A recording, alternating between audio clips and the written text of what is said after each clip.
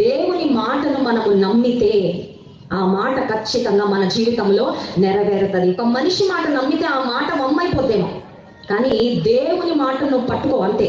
దేవుని నీకు ఇంకే ఆశ లేదు, దేవుని మాట ఒక్కటే నీకు ఆధారంగా, అది పట్టుకొని వేలాడి సరిపోద్ది. నిన్ను అగాధంలో మాత్రం ఆయన పడనివ్వడు. నిన్ను బడిగా ప్రవహించే సముద్రంలో అలలకు కొట్టుకొని పోయేలా చేయడు.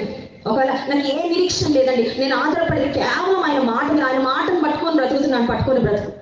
ఆయన మాట నెరవేరే కాలము సమయం నీ జీవితంలో నిశ్చయంగా వస్తుంది. 3 బారిన నీ జీవితాన్ని ఆయన ఒకవేళ 2024 సంవత్సరం నీ జీవితంలో ఒకవేళ ఖాళీ అయిపోయిన జీవితంగా ఉందేమో. Maybe you are empty at the end of this year. హృదయం అంతా ఖాళీగా ఉందండి, సంతోషం లేదు, నెమ్మది లేదు, సమాధానము లేదు, ఫైనాన్షియల్ గా ఖాళీ అయిపోయాను, ఆరోగ్యపరంగా కూడా ఉన్న ఆరోగ్యం అంతా కోల్పోయాను, నెమ్మది లేని స్థితిలో నా జీవితం ఉంది, ఐ హావ్ లాస్ట్ ఎవ్రీథింగ్, అన్ని నేను కోల్పోయాను ఈ సంవత్సరాలు అంటే దేవుని మీద నిరీక్షణ పెట్టుకో.